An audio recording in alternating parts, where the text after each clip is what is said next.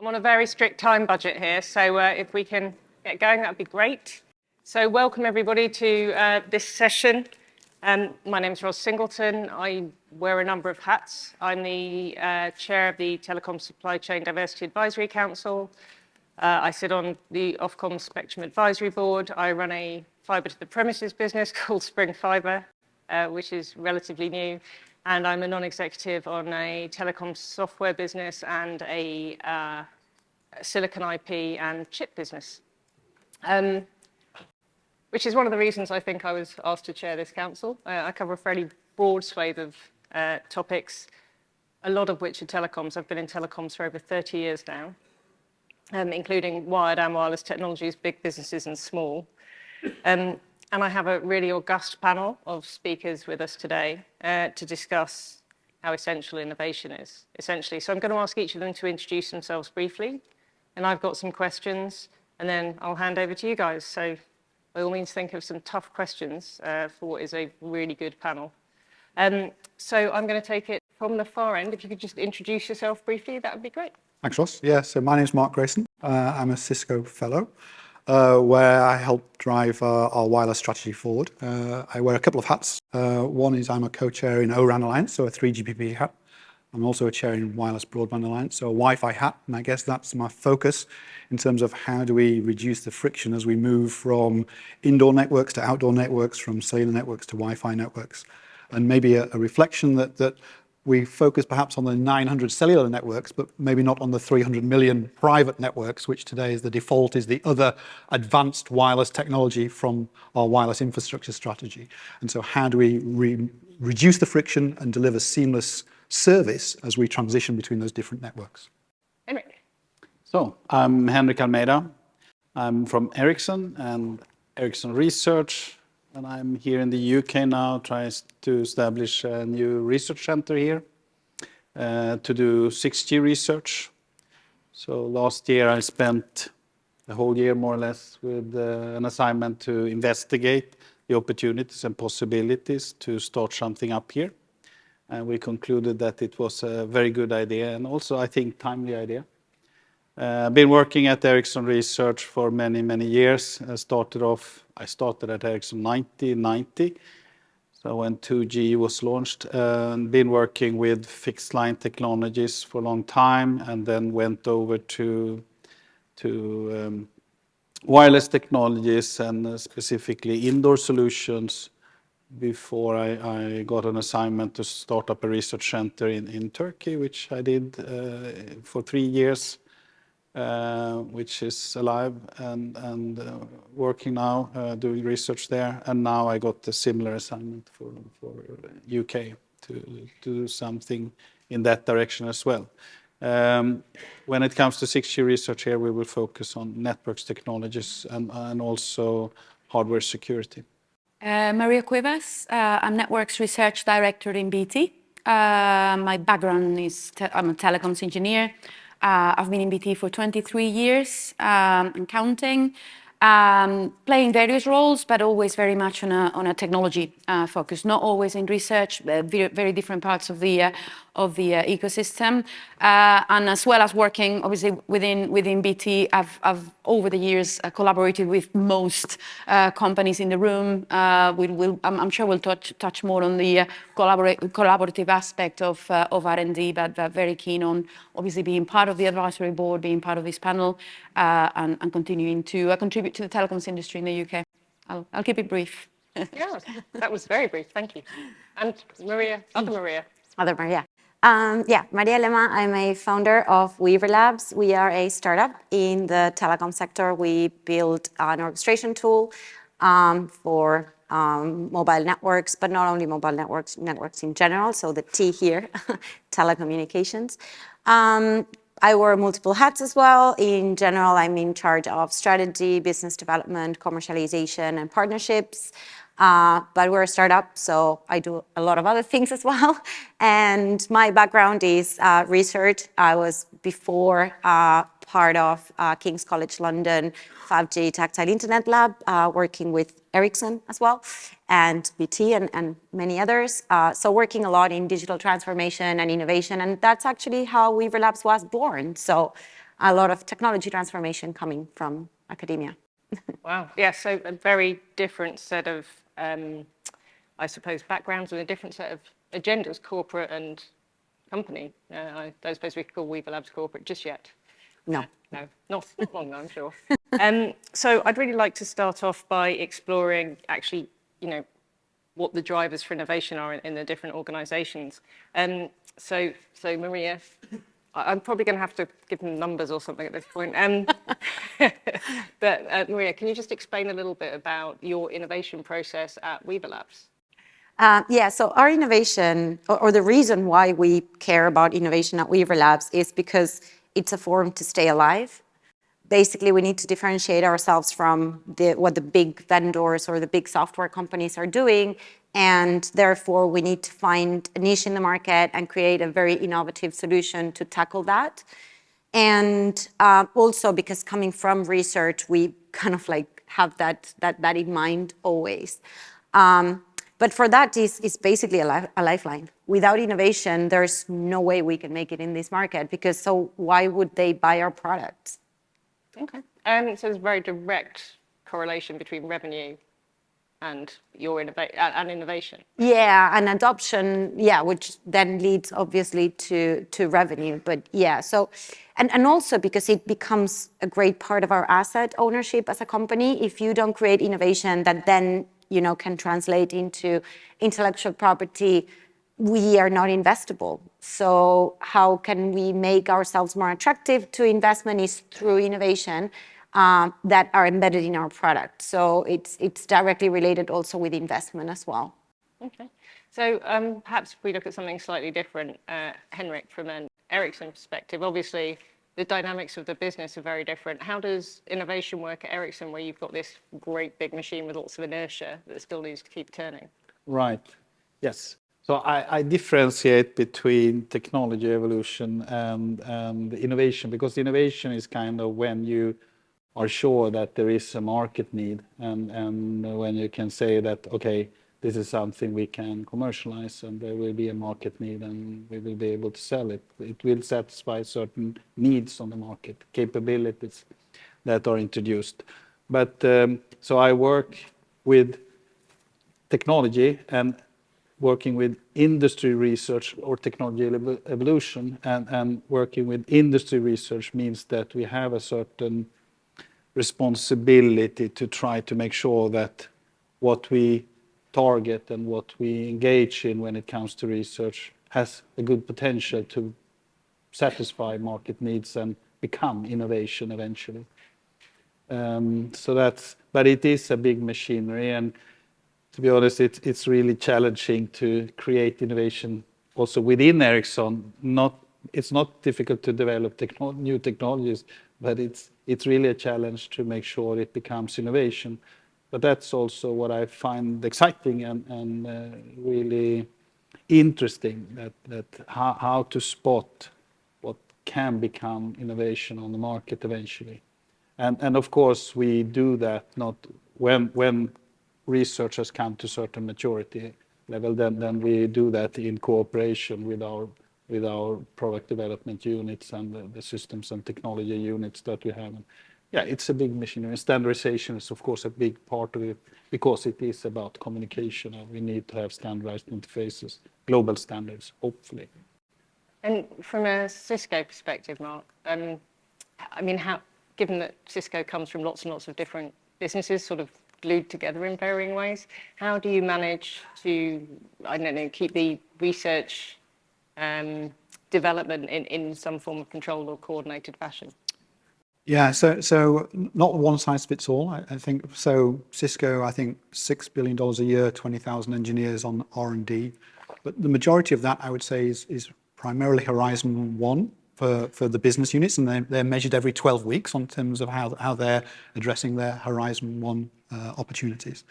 Horizon 2 is slightly different. We have sort of some co-funding models. So for example, Cisco UK on their country digital acceleration program co-funds business unit Horizon 2 activities, and so we're working on some of those from a wireless strategy here in the UK. So Horizon 2, different set of programs. Horizon 3, Cisco Research, 5 years plus, is handled in a separate way because obviously from a P&L and return on investment, it's obviously on a different time horizon.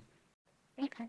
And Maria, as a consumer of these things, as well as an innovator in your own right, and have been for many years, BT's pedigree in Ipswich alone is quite extraordinary.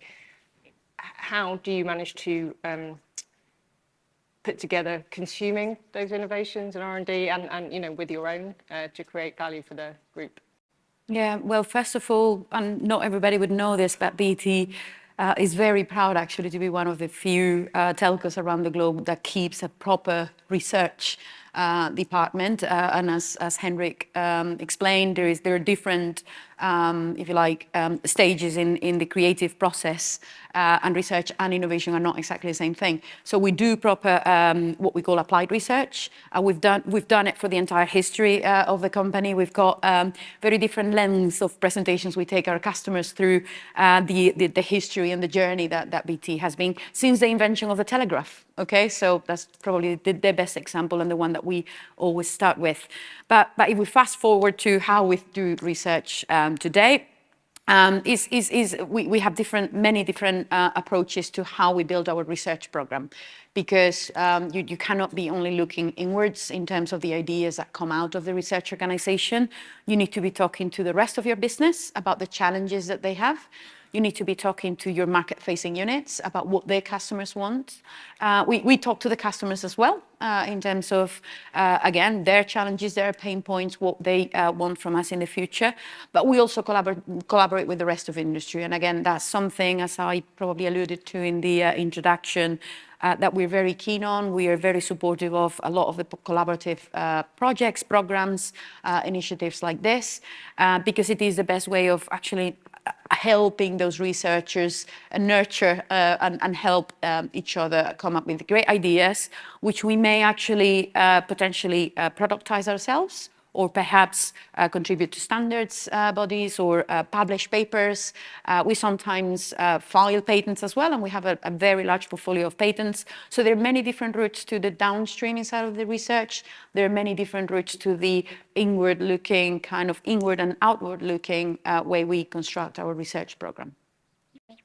So how, in the case of, let's say, Cisco, how do you describe value to your shareholders, and how do you illustrate that? Because clearly, in a lot of cases, R&D money can be seen as, barring tax credits, of course, and certainly where it's not directly write-offable, it can be seen as, I don't know, a bunch of guys sitting in a room noodling around, and not necessarily providing direct value to shareholders. How do you manage to describe the value in that? So I think it's measuring yourself against your peers, against the market, and see how you're spotting those transitions. And I think we're over the 3 decades that we've been since GSM, we've gone through various different iterations. Who would believe here now we're talking primarily about software and AI as it relates to wireless. So clearly there have been different phases of innovation, and it's really to prove your relevance in the market. And I guess that's the ultimate measure, as it were, in terms of how your return on those investment dollars manifests itself.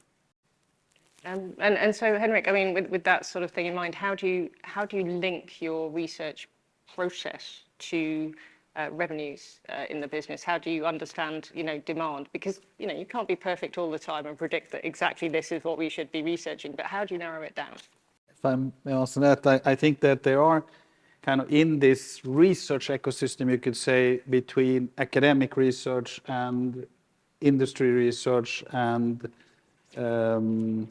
the market itself, there are kind of 2 interfaces where one between industry research and academic research, where also, of course, it's very important to have our customers with us already in that stage, understanding requirements, understanding the market needs, understanding what are the issues today to try to foresee the future if we are targeting real innovation. So that's one interface, and here we work in EU projects like the HexaX projects now, working with 6G, big kind of consortia trying to figure out the future and see what will be the needs in the future. And then at the later stage, it's more about when things start to mature, because then when the concepts are requirements, the concepts, the technologies are being researched, then you start to put that together into a system. And then it's a question of, can this become a cost-efficient, sustainable for the future kind of solution? And there again, there is an interface where we work together with product development, when we work together also with customers and trying to figure out what is really a solution that makes sense to these requirements that we have.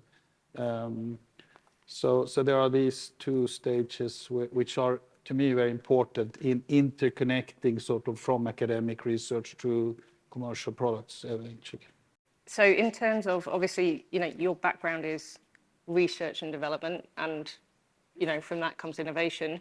How do you identify, and how did Weaver Labs identify there was a gap and you thought there was real demand there? Is that another sort of research, or? So working directly in the university and doing that same process that Henrik was describing, from requirements, market need, development, we identified there was going to be a gap down the line in the industry of making networks more available to be consumed as a service, and also in terms of automation. And the only way that we could see that was by being very hands-on early on with the advancements of the telecoms industry, and of course being very close to the market and the whole ecosystem as well in the lab. And we basically gather ourselves and said, like, okay, well, maybe there is something here. And obviously, to launch a startup, you have to make a bet, right?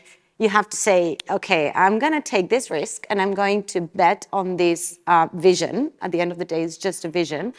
And we're going to go for it and start building it, because otherwise it's just an idea. But then obviously once you move from that lab research, setting out the vision, convincing someone to join your team and pay for it, and then moving on to the everyday business of running the startup, that workflow from research to product, it doesn't work anymore for us, because that kills us.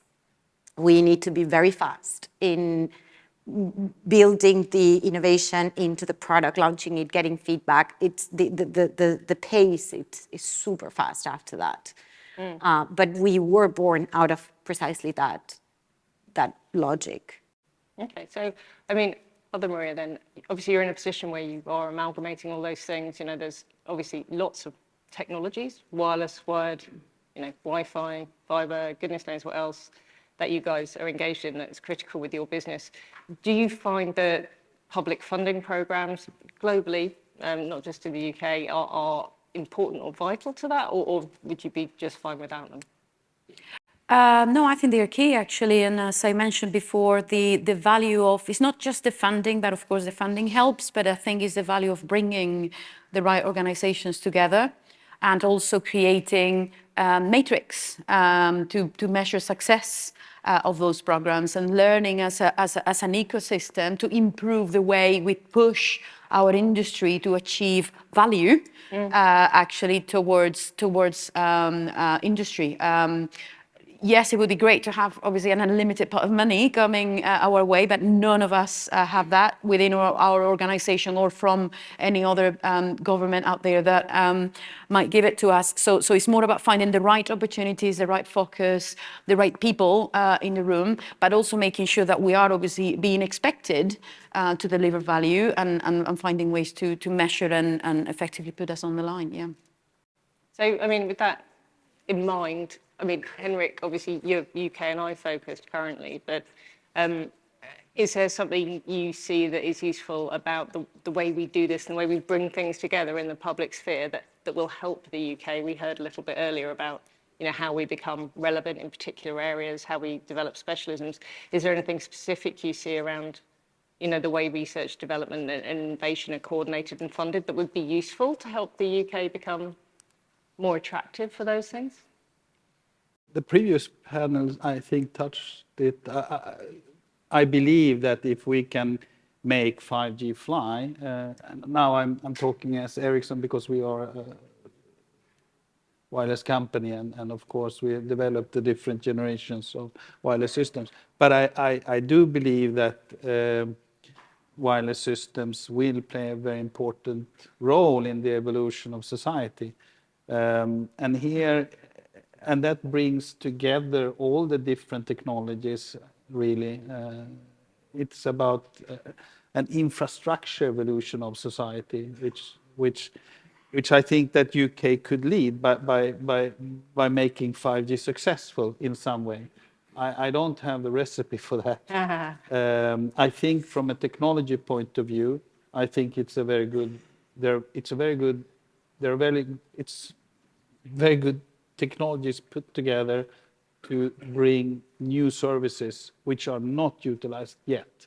And I think if that is unleashed, I think it has a great potential to drive us forward. And I think it will also be, because later on we are already now talking about 6G, but to me that is an extension of the capabilities that are coming with 5G, and of course adding intelligence to that and bringing intelligence together, sort of machine-to-machine communication, which will be also important in the future.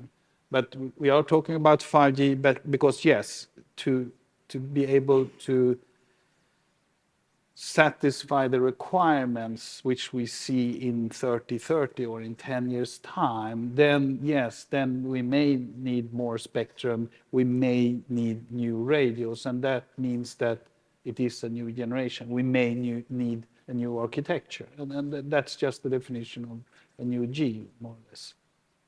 And so, but from a evolution point of view, innovation point of view, I think it is really an extension of what has done. So to me, 5G is in a way disruptive, and that's also why I think there is a market hesitation.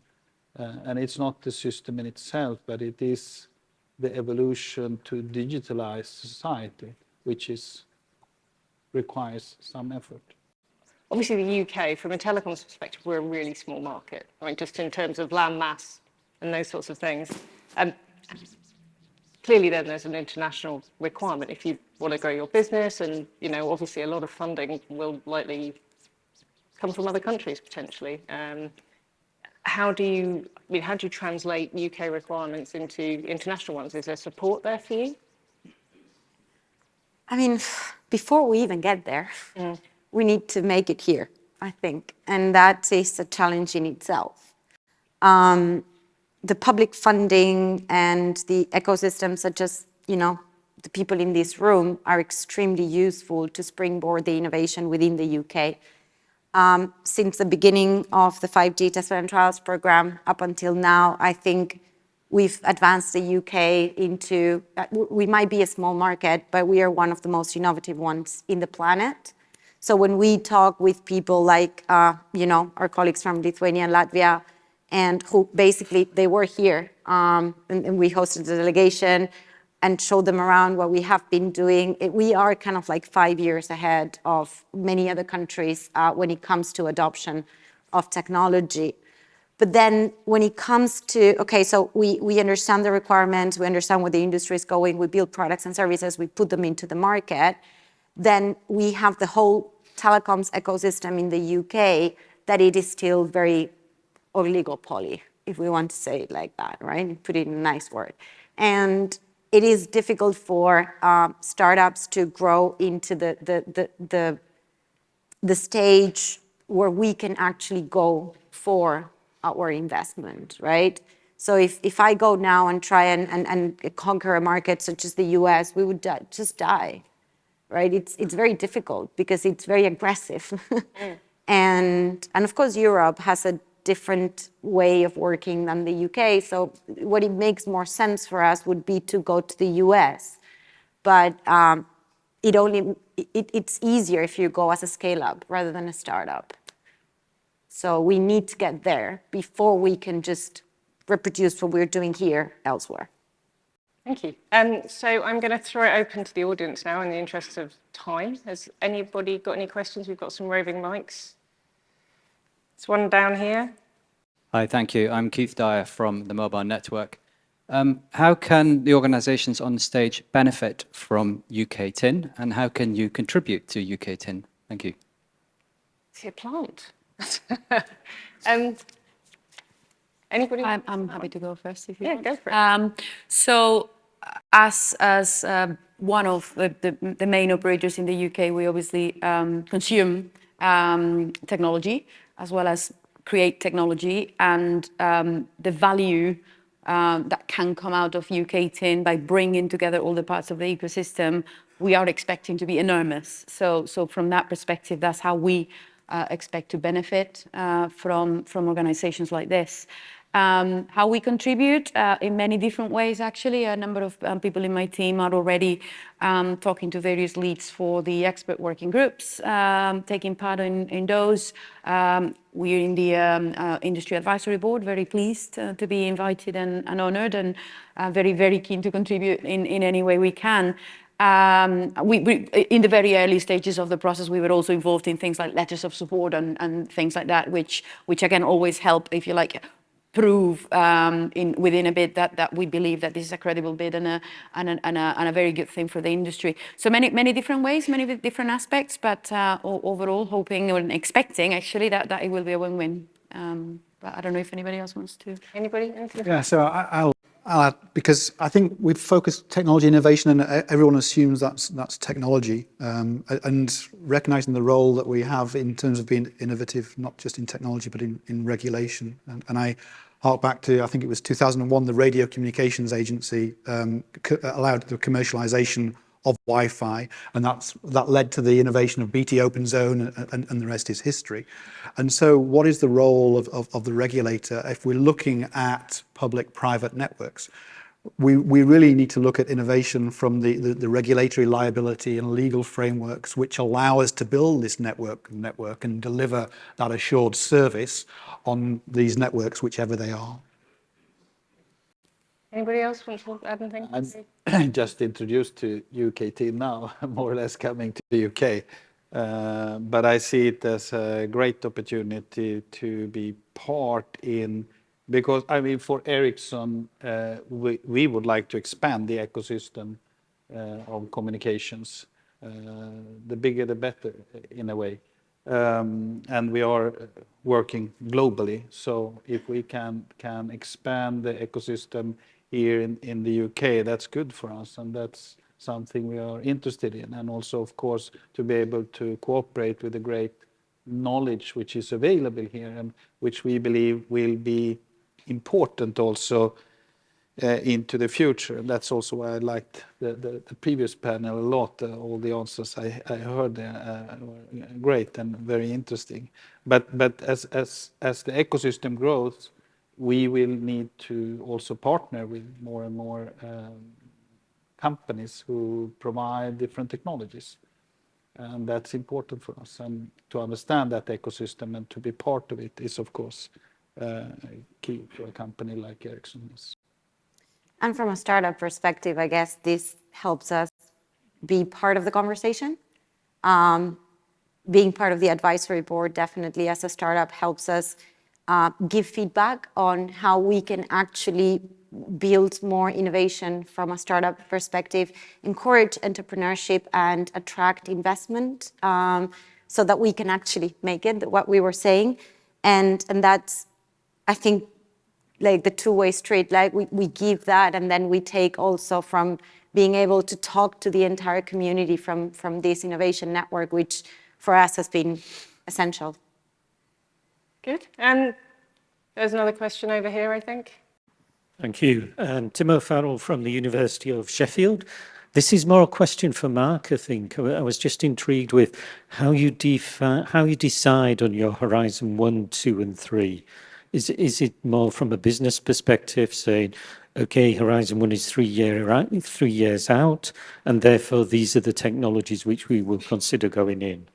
So how do you define those? I guess we look to McKinsey, don't we, for their definitions. But yeah, you're right in terms of time horizon. So horizon 3, 5 years plus, thinking about things which are difficult to fund from a business unit perspective. So think about some quantum aspects which we know are coming and need to be funded from a research perspective, and hence they are funded in a different way compared with the other parts of the business.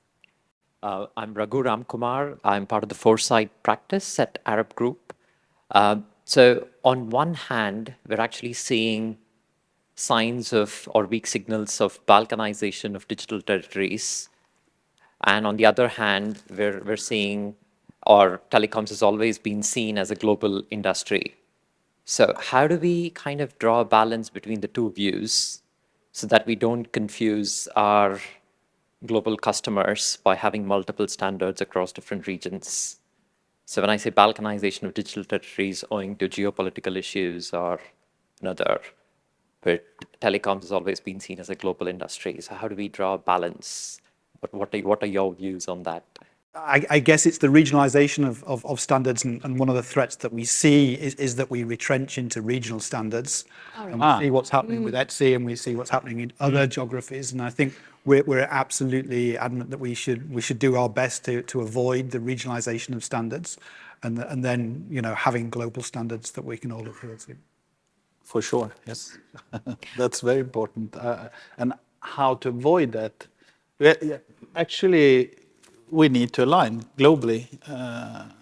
So that's the only way. And of course, different standardization for global standardization for us, where we need to align. And also referring to the last question of the previous panel, that how should UK reach out to internationally with its research and interface what is happening elsewhere, besides the standardization, of course, which is key. If we don't get the global standard, then volumes, everything becomes it's not sustainable, more costly, and regional. I think it's more of a question about whether it's avoidable, though, really, given if you can't ship chips to particular countries, Right. if you're not going to participate in certain bodies with certain other countries, for example, then and you effectively will force that path. You'll force innovation in two different branches, but you'll force that path through foreign policy and export policy. So, is it avoidable from a technical perspective? Yes. Is it avoidable from a real life perspective? I think that's a really interesting question.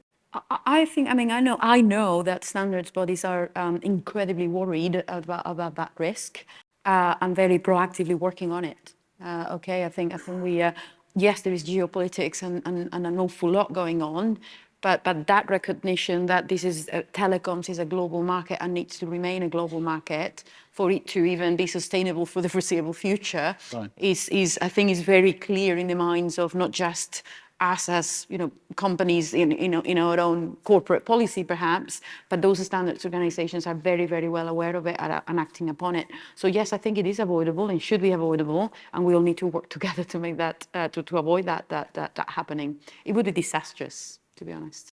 Yeah. Any more? Dean.